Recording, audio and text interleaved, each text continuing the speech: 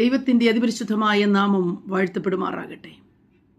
യെശയ്യാ പ്രവചനം 59 അധ്യായം 1 വാക്യത്തിൽ, രക്ഷിപ്പാൻ കഴിയാതെ വണ്ണം എൻ്റെ കൈ കുറുകിപ്പോയോ, കേൾപ്പാൻ കഴിയാതെ വണ്ണം എൻ്റെ ചെവി മന്ദമായോ എന്ന് യഹോവയായ ദൈവം ചോദിക്കുന്നു.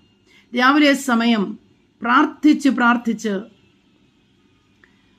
വളരെ വേദനപ്പെടുന്നു. പ്രാർത്ഥന ദൈവം കേൾക്കുന്നില്ല. എന്നാൽ ദൈവം തന്നെ അതിൻ്റെ ആൻസർ നമ്മോട് പറയുകയാണ്. നിങ്ങളുടെ അകൃത്യങ്ങൾ അത്രേ നിങ്ങളുടെ പ്രാർത്ഥനയെ കേൾക്കുവാൻ എന്നെ സമ്മതിക്കാതിരുന്നത്.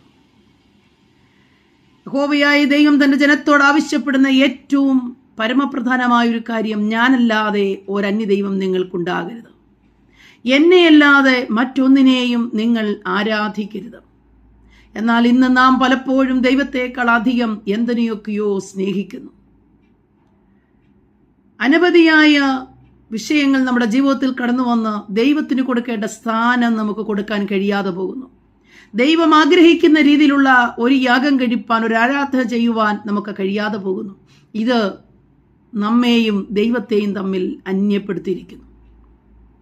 പ്രിയരെ, ഒരിക്കൽ ഒരു വലിയ ജനസമൂഹവുമായി മോശ യാത്ര ചെയ്യുമ്പോൾ മരുഭൂമിയുടെ വല്ലാത്തൊരു സിറ്റുവേഷനിൽ കടന്നു വന്നപ്പോൾ ജനത്തിന് വലിയൊരാഗ്രഹം, അല്പം ഇറച്ചി കഴിക്കണം.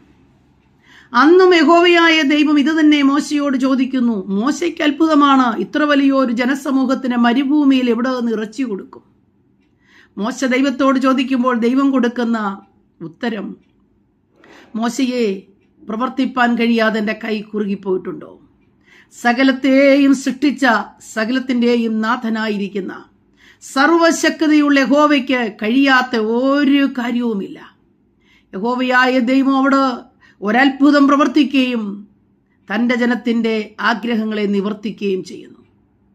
പ്രിയരെ, രാവിലെ സമയം നാളുകളായി പ്രാർത്ഥിച്ചിട്ടും പ്രാർത്ഥന കേൾക്കുന്നില്ല എന്നുള്ള ഭാരത്തോടെ നിങ്ങളായിരിക്കുന്നുവെങ്കിൽ ഒരു സ്റ്റെപ്പ് കൂടെ ദൈവത്തെ സ്നേഹിപ്പാൻ മനസ്സ് വെക്കുക.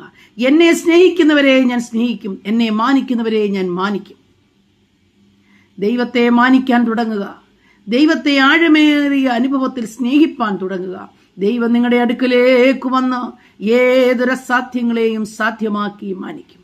ആകയാൽ രക്ഷിക്കുന്ന കരവുമായി, കേൾക്കുന്ന ചെവിയുമായി രാവിലെ സമയം യഹോവയായ ദൈവം നിങ്ങളുടെ അടുക്കൽ അദർശനായി നിൽക്കുന്നു. വിശ്വസിക്കുക. ദൈവനാമം മഹത്വപ്പെടുമാറാകട്ടെ. ആമേൻ.